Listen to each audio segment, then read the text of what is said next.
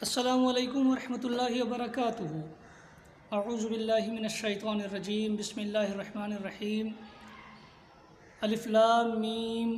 ذالک الکتاب لا ریب فیہ ھدی للمتقین۔ الف لام میم اللہ اعلم بمرادہ بذالک۔ عزیز طلبہ، استقبال ہے آپ کا تفسیر جلالین کے درس میں۔ اس سے پہلے ہم نے آپ کو تفسیر کے تعلق سے بنیادی باتیں بتائیں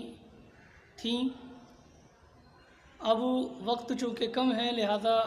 تفسیر کے تعلق سے اور مزید باتیں آپ کو بتانا مشکل لگ رہا ہے،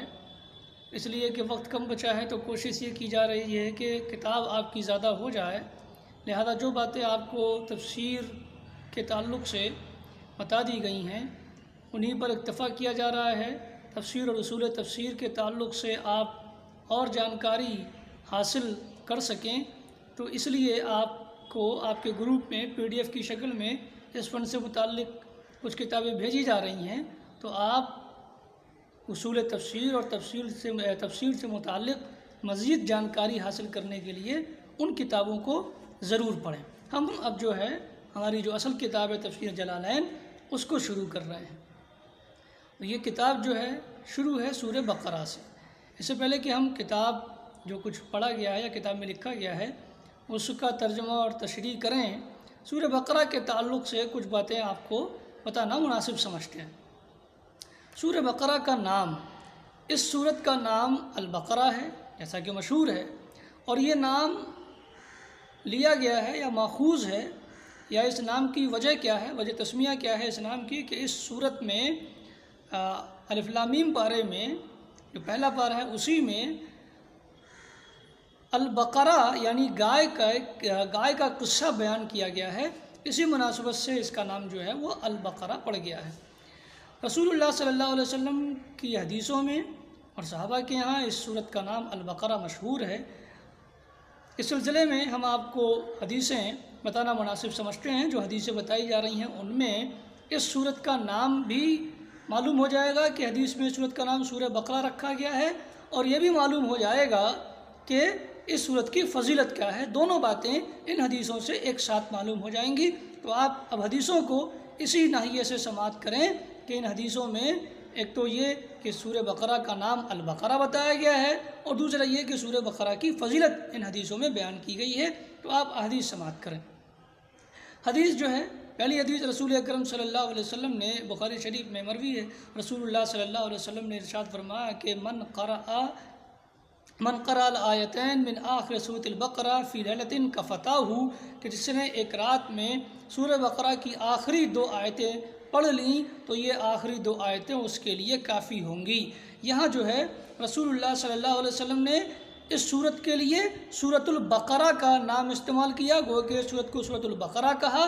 اور اس کی آخری 2 آیات کی فضیلت بیان فرمائی کہ اگر کوئی آدمی ان 2 آیتوں کو پڑھ لیتا ہے تو یہ 2 آیتیں جو ہیں وہ اس کے لیے کافی ہو جائیں گی انشاءاللہ العزیز۔ مسلم شریف کی ایک حدیث میں رسول اللہ صلی اللہ علیہ وسلم ارشاد فرماتے ہیں کہ اقرأوا القرآن فإنہ یأتی یوم القیامۃ شفیعا لأصحابہ، ایک قرآن پڑھو اس لیے کہ قرآن جو ہے یہ قیامت کے دن اپنے پڑھنے والے کے لیے سفارشی بن کر کے آئے گا اور اس کی شفاعت کرے گا۔ اور پھر آپ نے اسی حدیث میں فرمایا اقرأوا الزہراوین، سورۃ البقرہ و سورۃ آل عمران، اور سورہ بقرہ اور سورہ آل عمران کو پڑھو۔ آپ نے فرمایا، اور یہ فرمایا کیوں پڑھو؟ فإنہما یاتیان یوم القیامہ کأنہما غمامتان او کأنہما غیابتان او کأنہما فرقان من طیر صواف۔ آپ نے فرمایا کہ یہ سورہ بقرہ اور سورہ آل عمران پڑھو اس لیے کہ یہ دونوں صورتیں قیامت کے دن آئیں گی بادل کی طرح، یا پرندوں کے صف در صف پرندوں کے 2 جھنڈوں کی طرح یہ آئیں گی، 2 بادلوں کی طرح یا 2 جھنڈوں کی طرح آئیں گی یہ 2 صورتیں۔ وَيُجَادِلَانِ عَنْ أَصْحَابِهِمَا یا عن صاحبہما، اور یہ جو ہیں دونوں صورتیں اللہ رب العالمین سے ان کے پڑھنے والے کے لیے لڑیں گی، اس کے لیے شفاعت کریں گی، یا یہ کہ جہنم کو دور کریں گی اس سے جو ان کا پڑھنے والا ہوگا۔ پھر آپ نے فرمایا وَاقْرَؤُوا سُورَةَ الْبَقَرَةَ فَإِنَّ أَخَذَهَا بَرَكَةٌ وَتَرَكَهَا حَسَرَةٌ وَلَا تَسْتَطِيعُهُ الْبَطَلَ۔ آپ نے فرمایا کہ سورہ بقرہ پڑھو، اس لیے کہ اس کا پڑھنا اور اس کو اختیار کرنا یہ باعث برکت ہے، اور اس کا چھوڑ دینا حسرت ہے، باعث حسرت ہے۔ اور پھر آپ نے فرمایا کہ اس کو پڑھنے کی طاقت جو ہے یہ باطل پرست، جادوگر یا یہ کہ کاہل اور سست آدمی اس کو پڑھنے کی طاقت نہ رکھیں گے۔ البتہ میں یہ تینوں مفہوم آپ شامل کر سکتے ہیں، شارحین حدیث نے تینوں مفہوم جو ہیں وہ بتائے ہیں۔ تو باطل پرست، جادوگر یا یہ کہ کاہل اور سست لوگ جو ہیں یہ اس صورت کو پڑھنے کی طاقت نہ رکھیں گے۔ تو اس حدیث میں، یہ مسلم شریف کی حدیث ہے، اس میں رسول اللہ صلی اللہ علیہ وسلم نے اس صورت کو سورۃ البقرہ کا نام دیا، اور اس صورت کی فضیلتیں بتائیں، کئی فضیلتیں بتائیں۔ ایک تو یہ فضیلت بتائی کہ یہ قیامت کے دن مانند بادل آئے گی، اور بندے کے لیے کیا کرے گی، یہ اللہ رب العالمین سے حجت کرے گی، بحث اللہ تعالیٰ سے لڑے گی، اس کے حق، بندے کے حق میں کیا کرے گی، شفاعت کرے گی۔ یہ فضیلت بتائی، اور آپ نے یہ فضیلت بھی بتائی کہ اس کا اختیار کرنا جو ہے وہ برکت ہے۔ تو سورہ بقرہ کی یہ فضیلتیں ہیں۔ اس حدیث سے سورہ بقرہ کی فضیلتیں بھی معلوم ہوئیں، اور یہ بھی معلوم ہوا کہ اس کو رسول اللہ صلی اللہ علیہ وسلم نے سورۃ البقرہ کا نام دیا۔ صحیح بخاری میں حضرت عائشہ رضی اللہ تعالی عنہ سے حدیث مروی ہے، کہتے ہیں کہ لما انزلت من سورۃ البقرہ آیت الربا، کہ جب سورہ بقرہ سے لما انزلت آیت من سورۃ البقرہ فی الربا، کہ جب سورہ بقرہ سے سود کے بارے میں آیت نازل ہوئی، فخرج رسول اللہ صلی اللہ علیہ وسلم الی المسجد، تو رسول اللہ صلی اللہ علیہ وسلم مسجد گئے، وحرم التجارۃ فی الخمر، اور آپ نے شراب کی تجارت کو حرام قرار دے دیا۔ تو یہ یہاں بھی جو ہے حضرت عائشہ نے سورہ بقرہ کو، اس سورت کو جو ہے سورۃ البقرہ کے نام سے یاد کیا، یا اس سورت کو سورۃ البقرہ کا نام دیا۔ تو اس سورت کا نام جو ہے وہ سورۃ البقرہ ہے۔ اور ایک دوسری حدیث میں، یہ بھی صحیح حدیث ہے، آپ نے فرمایا کہ لا تجعلوا بیوتکم مقابر، اپنے گھروں کو جو ہے قبرستان نہ بناؤ۔ اور آپ نے فرمایا کہ ان الشیطان ینفر من البیت الذی تقرأ فیہ سورۃ البقرہ، کہ شیطان جو ہے وہ اس گھر سے بھاگ جاتا ہے جس میں سورہ بقرہ پڑھی جاتی ہے۔ تو یہاں بھی آپ نے سورت کو سورہ بقرہ کا نام دیا، اور اس کی فضیلت بتائی کہ جہاں سورہ بقرہ پڑھی جائے گی جس گھر میں، اس گھر سے شیطان جو ہے وہ بھاگ جاتا ہے۔ بہرحال تمام فضیلتوں کا استقصاء یا استحصاء یہاں جو ہے مراد نہیں ہے، بعض فضیلتیں آپ کو سورہ بقرہ کی بتا دی گئیں۔ اس کے بعد آیت کی اور دوسری فضیلتیں ہیں جو آیات کے ضمن میں انشاءاللہ العزیز بیان کی جائیں گی۔ یہاں یہ چند احادیث آپ کو اس حوالے سے بتائی گئیں کہ سورہ بقرہ کا نام حدیث میں، اس سورت کا نام جو ہے سورۃ البقرہ آیا ہے، اور اس سورت کی بڑی فضیلتیں حدیث میں بیان فرمائی گئی ہیں۔ تو یہ تو اس سورت کا نام ہو گیا۔ زمان نزول کیا ہے اس سورت کا؟ اس سورت کا زمان نزول، یہ سورت جو ہے مدنی سورت ہے، اور کہا جاتا ہے کہ یہ مدینہ میں سب سے پہلے نازل ہوئی ہے، اور علامہ حافظ ابن حجر رحمہ اللہ نے فتح الباری میں اسی بات پر جو ہے وہ اتفاق نقل کیا ہے کہ سورہ بقرہ جو ہے یہ مدینہ میں سب سے پہلے نازل ہوئی۔ بعض لوگوں کا قول یہ ہے کہ سورہ مطففین، لیکن تدویقی قول یہ پیش کیا گیا کہ سورہ مطففون، یہ جو ہے سورۃ المطففین جو ہے یہ سفر ہجرت میں نازل ہوئی، اور مدینہ پہنچنے کے بعد جو پہلی سورت نازل ہوئی وہ یہ سورۃ البقرہ ہے۔ لیکن یہ سورت جو ہے یہ یک بارگی پوری نازل نہیں ہو گئی، دھیرے دھیرے کر کے نازل ہوتی رہی، یہاں تک کہ اس کی جو ہے وہ اختتام جو ہے یہ حجۃ الوداع کے موقع پر ہوا، اور یوم النحر کے دن جو ہے یہ اس کی جو ہے آخری آیت نزول کے اعتبار سے واتقوا یوما ترجعون فیہ الی اللہ جو ہے وہ نازل ہوئی۔ تو یہ ابتدا آپ کے مدینہ آنے سے لے کر کے حجۃ الوداع تک جو ہے دھیرے دھیرے کر کے یہ صورت نازل ہوتی رہی، چونکہ طویل ترین صورت ہے تو ایک بار کی نہیں اتری بلکہ دھیرے دھیرے کر کے نازل ہوتی رہی، اور جو نزول کے اعتبار سے اس کی آخری آیت ہے واتقوا یوما ترجعون فیہ الی اللہ، یہ صورت حجۃ الوداع میں نازل ہوئی۔ تو بہرحال یہ جو ہے مدنی صورت ہے، اور مدینہ میں پہلی صورت نازل ہوئی ہے یہ، اور یہ جو ہے سورۃ المطففین کے بعد اور سورہ آل عمران سے پہلے نازل ہوئی، یعنی اس کا نزول جو ہے سورۃ المطففین کے بعد شروع ہوا اور سورہ آل عمران سے پہلے شروع ہوا ہے۔ اس صورت کا نزول۔ اب اس صورت میں چونکہ یہ بڑی طویل صورت ہے تو اس میں بہت سارے مضامین بیان کیے گئے ہیں، ان تمام مضامین کو ایک ساتھ بیان کرنا ذرا مشکل ہے، لیکن یہ کہ آپ موٹے طور پر یہ سمجھ لیں کہ چونکہ رسول اللہ صلی اللہ علیہ وسلم مدینہ گئے تو جو وہاں پر لوگ ایمان لا چکے تھے، مومنین موجود تھے، تو اب ضرورت جو تھی وہ عبادات کے مسائل کو بیان کرنے کی تھی، تو عبادات کے مسائل بیان کیے گئے۔ یہود و نصارہ المغضوب علیہم والضالین جو لوگ ہیں ان کے حرکات اور ان کی جو غلط حرکتیں تھیں ان کو بیان کرنے کی بھی ضرورت تھی، تاکہ وہاں چونکہ یہود کے ساتھ مدینہ کی آبادی جو تھی ملی ہوئی تھی، یہودیوں کا وہاں آنا جانا زیادہ تھا، تو ان کی غلط حرکات سے، ان سے ملنے جلنے پر ان کی جو غلط حرکات ہیں وہ ان تک نہ، مسلمانوں تک نہ آئیں اور اس سے جو ہے مسلمان چوکن نہ رہیں۔ پھر یہ کہ غیر مغضوب علیہم والضالین کی تشریح بھی جو ہے وہ اس میں کر دی گئی۔ تو بہرحال یہ چونکہ حالات اس طرح کے تھے کہ ابتدائی مدینہ کا دور تھا اور وہاں پر جو ہے وہ عبادات کی تشریح جو ہے اور دیگر معاملات اور معاشیات کی تشریح کرنا مقصود تھی، تو سورہ بقرہ میں ان چیزوں کو تفصیل سے بیان کیا گیا۔ آئیے دیکھیں ان کے مضامین کو ہم سمجھ لیں کہ سورہ بقرہ میں پہلے کیا کیا گیا ہے۔ پہلے ایمانیات کا تذکرہ کیا گیا، اس کے بعد میں سورہ بقرہ میں کیا کیا گیا کہ ایمان کے تعلق سے جو اصناف رجال ہیں، کتنے طریقے کے لوگ ہو سکتے ہیں ایمان کے تعلق سے، پہلے ایمانیات کو بیان کیا گیا۔ اس کے بعد میں ایمان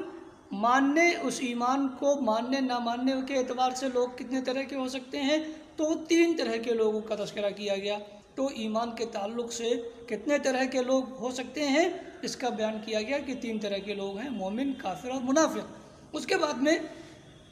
یہ تخلیق آدم یا یہ کہیے کہ تخلیق انسان کی ابتدا کا تذکرہ کیا گیا ہے، حضرت آدم علیہ السلام کی تخلیق کا ذکر کیا گیا، اور اس کے بعد میں غیر المغضوب علیہم جو ہیں المغضوب علیہم جو ہیں یعنی یہود، ان کی جو روش رہی اور جو غلط حرکات رہی ہیں، جن کی بنیاد پر ان پر اللہ رب العالمین کا غضب آیا، ان کی وہ بدعملیاں اور غلط حرکات اور ان کی غلط روشیں جن کی بنیاد پر وہ اللہ رب العالمین کے غضب کے سزاوار ٹھہرے، ان حرکات اور ان بدعملیوں کا تفصیل کے ساتھ جو ہے وہ تذکرہ سورہ بقرہ میں کیا گیا، الف لام میم پارے میں۔ تو چونکہ سورہ فاتحہ میں یہ کہا گیا کہ ہمیں ان لوگوں کے راستے پر نہ چلا جن پر تو نے اپنا غضب نازل کیا ہے، تو ان لوگوں کا راستہ کیا ہے؟ المغضوب علیہم کا جو جن پر غضب کیا گیا ہے ان کا طور طریقے کیا تھے، ان کے اعمال کرتا، ان کی بد کرداریاں کیا تھیں، ان کی بدعمالیاں کیا تھیں، اس کو تفصیل سے بیان کر دیا گیا تاکہ بندہ یہ سمجھ لے کہ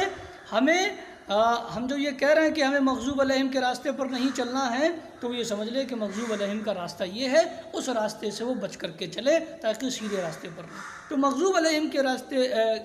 کی روش کو، ان کے طور طریقے کو، ان کی بدعمالیوں کو، ان کی بد کرداریوں کو تفصیل سے بیان کیا گیا۔ اس کے بعد میں پھر سیقول پارے میں جو ہے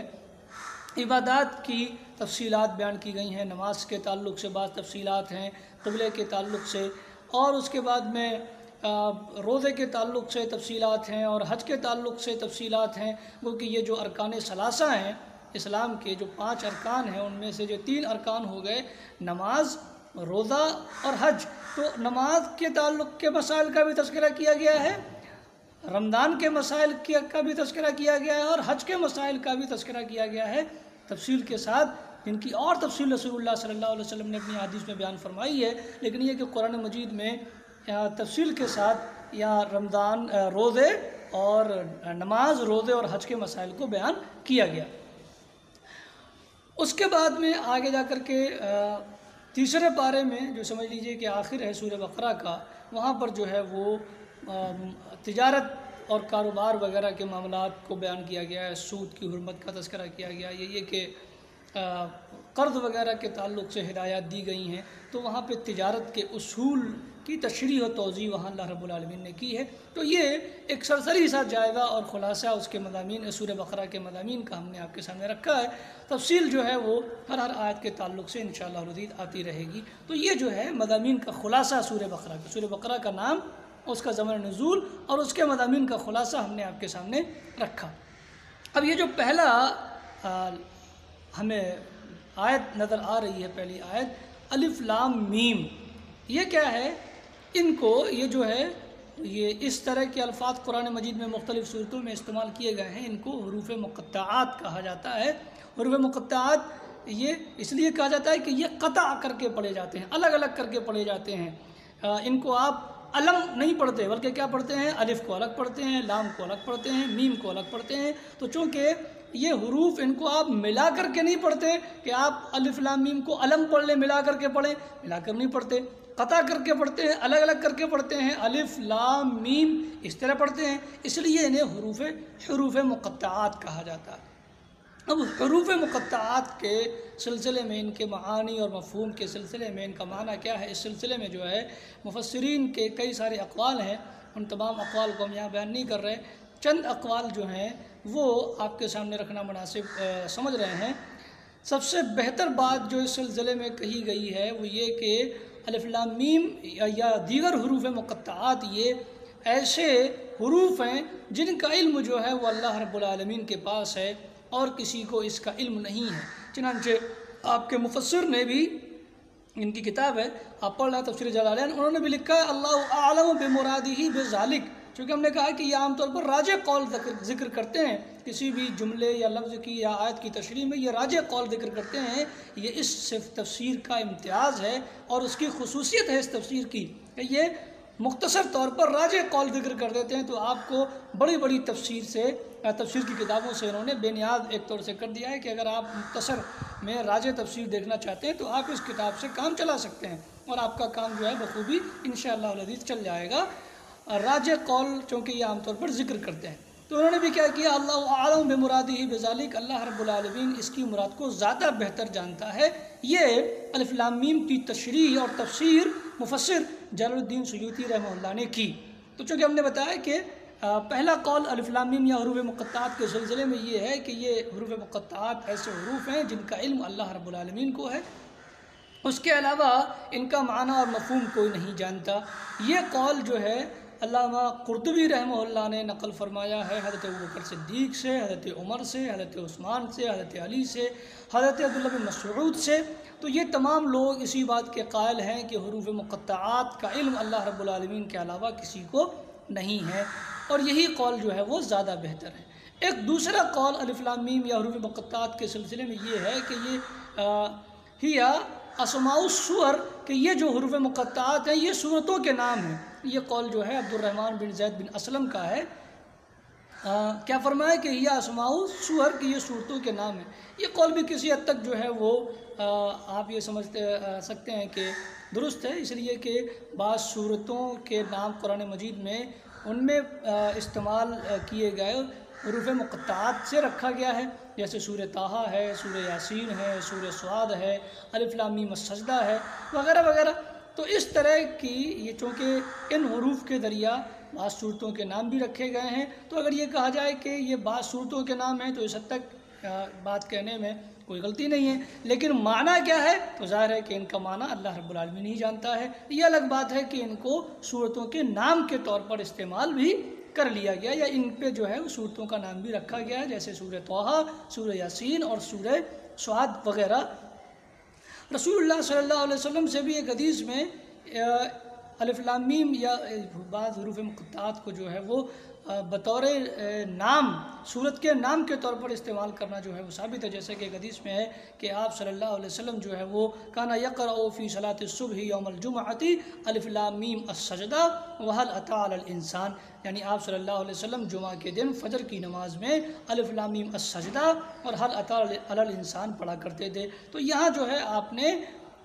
الف لام صورت جو ہے، صورت کے لیے جو نام استعمال ہوا وہ الف لام میم السجدہ، یعنی اس میں مستعمل حروف مقطعات کے ذریعے صورت کا نام دیا گیا۔ تو